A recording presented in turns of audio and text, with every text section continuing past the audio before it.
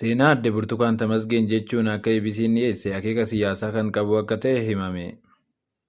Qaama duula miidiyaa walirraa hin cinne yeroo dheeraadhaaf jibba uummata Oromoo irratti oofutti jedhuun namoonni yaada kennani. Seenaa Aadde Burtukaan jedhamee kan miidiyichi erga tamsaasee booda yuutuubii irraa kaasee jira. Tamsaasa qophii kanaa hordofee duulli miidiyaa fi aktiivistota afaan Amaaraan dubbataniin Yuunivarsiitii Dambidolloo uummata Oromoo bal'aa fi mootummaa irratti godhamaa jira. Miidiyaan seenaa Aadde Burtukaan jedhee dhiyeessee Televezyiinii EBC'n qophicha erga tamsaasee booda tooftaalee tamsaasaa isaarraa haqee jira.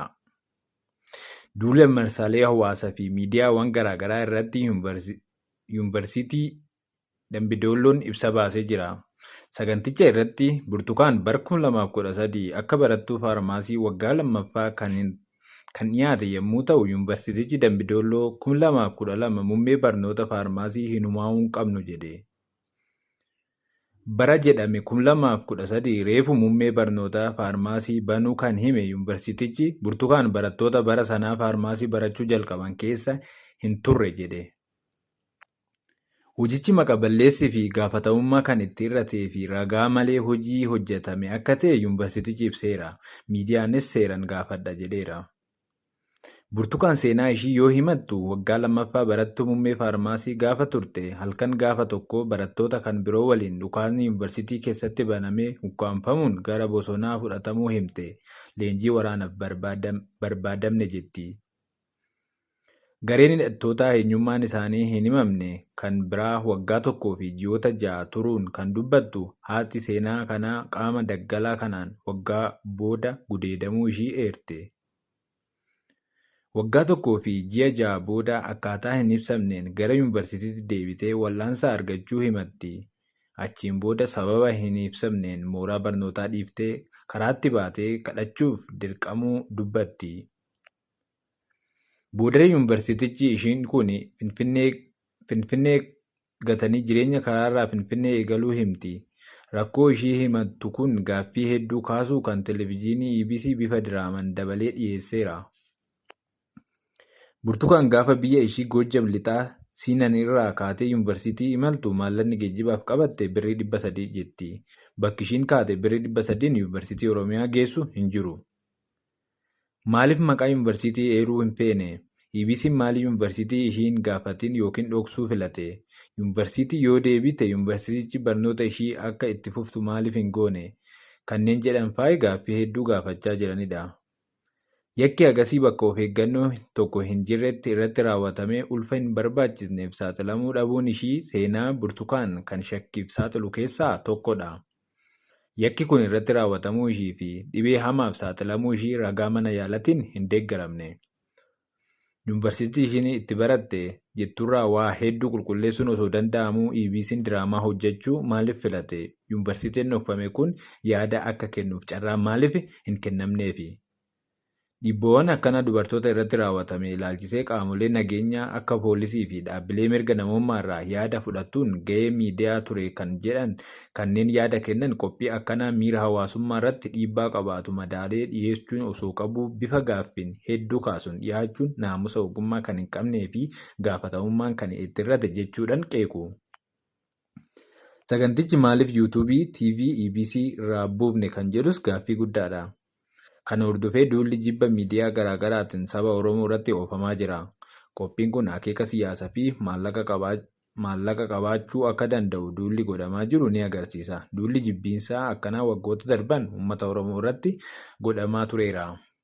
Maqaballeessii fi jibbi uummata Oromoo irratti godhamaa turee fi jiru kan daangaa darbe waan ta'eef akka uummanni kun waan kana ofirraa maqsuuf miidiyaa ta'ee dhaaba siyaasaa kan agarsiisu hin argine.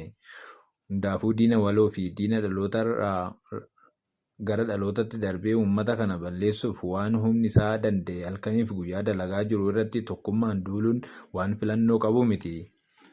Warri siyaasa uummataa kana gaggeessanis diina kana waliin hiriirtanii Oromoo wal waraantan wal ciniinuun dhiistanii tokkummaan diina kanaan nurraa akka deebi'ee ol hin seenne hawwaaluu qabdu. Fedhii siyaasaa kabaja sabaatii oli.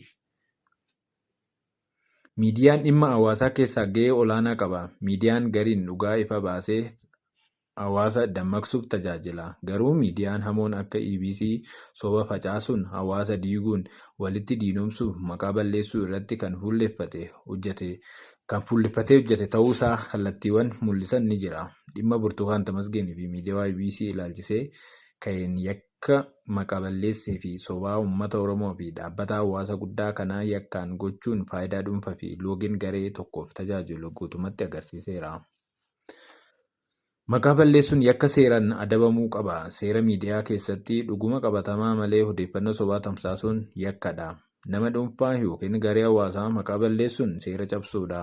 Miidiyaan mootummaa fi dhaabbileen hawaasaa irratti odeeffannoo sobaa facaasuun seeraan nama adabsiisa. Seerri kun uummata Oromoo qofa irratti hojjeta yoo ta'e walumaan kan ilaallu ta'a. Miidiyaan odeeffannoo osoo hin mirkaneessatiin nama yookiin dhaabbata tokko irratti himannaa sobaa dhiyeessuu hin qabu. Warri kana hojjetan seera miidiyaa fi kan yakka jalaatti gaafatamuu qabanidha. Yakki kun yakka maqaa balleessuu Yuunivarsiitii Dambidolloo fi uummata Oromoo guutummaa irraa ka'ee akka ta'e ilaalamuu qaba.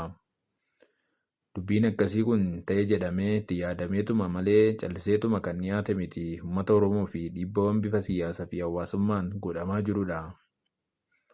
Maqaa yuunivarsiitii haala kanaan balleessuuf barattoonni akka hin baranne fi barsiisonni haamilee cabsuuf dhaloota egeree miidhuuf kan itti yaadamee godhamedha. Maqaa saba tokkoo balleessuun gocha duguggaa sanyii wajjin kan wal fakkaatudha. Soba himachuun sababa siyaasaa fi finxaalessummaan wal qabateen yakka seeraan adabamuu qabudha. Yuunivarsiitiin Dambidolloo dhimma kana seeraan himachuu qaba. Seerri miidiyaa EBC fi namoota yakka hojjetan kanneen seeratti akka dhiyeessu EBC fi namoonni soba tamsaasan qoratamuu qabu. Seera miidiyaa fi seera yakkaa jalatti gaafatamoo ta'uu qabu. Seerri miidiyaa sirriin yoo hojjete dhaabbileen akkanaa sobaan maqaa balleessuu irratti tarkaanfii madaalawaa fi seera fudhachuu qaba. Yoo kana hin taane ta'e miidiyaan maqaa uummataa tokko balleessuuf soba tamsaasee gocha jajjabeessuun seeraan gaafatamuu hin qabu yoo ta'e waan itti aanee dhufu mootummaan itti gaafatama fudhachuu kan qabu ta'uu qaba. Gocha Burtukaan Tamasgeenii fi EBC gaggeessee kan maqaa balleessuu uummata Oromoo fi Yuunivarsiitii Dambidolloo sobaan himatan seera yakkaan adabamuu qaba. Soba himachuun yakka, maqaa balleessuun yakka, gocha sabaa fi sablammii walitti kaasu godhame raawwachuunis yakkadha. Kanaaf dhimma kana mootummaan qoratee namoota miidiyaa kana seeratti dhiyeessuu akka qabudha. Kan namoonni baay'een sooshaal miidiyaa irratti kaasanillee seerri mootummaa yoo sirnaan hojjete namoonni fi miidiyaan akkanaa seeraan gaafatamuu qabu. Miidiyaan qajeelfama sirrii hin qabne mootummaa, hawaasaa fi dhaabbilee hunda miidhuun akkanaa kana irratti tarkaanfii fudhatamuu qaba. Seerri hundaan walqixa yoo ta'e hojiirra ooluu qaba. Kan jedhan namoonni baay'ee sooshaal miidiyaa irratti yaada isaanii kan qoodaa jiranidha. Dhimma kanaan wal qabatee waa'ee Burtukaan odeeffannoo dabalataa kan yoo arganne kan isin beeksisnu ta'a.